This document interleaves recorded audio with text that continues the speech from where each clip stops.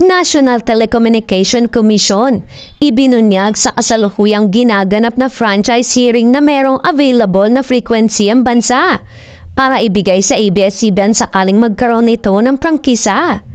Tinalakay na ngayong hapon ng House Committee on Legislative Franchises ang prangkisa ng media giant na ABS-CBN Corporation.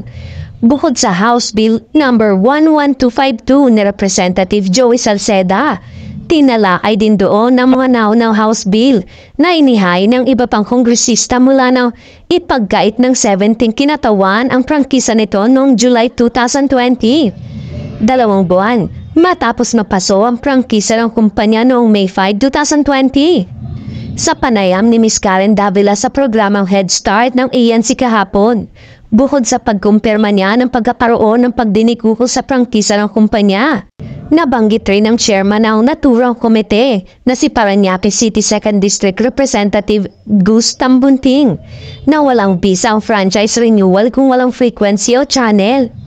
Matatandang ibinigay na ng National Telecommunication Commission noong 2022 ang dating frequency ng ABS-CBN na Channel 2 sa Advanced Media Broadcasting System o AMBS na siyang may hawak ng All TV ngayon.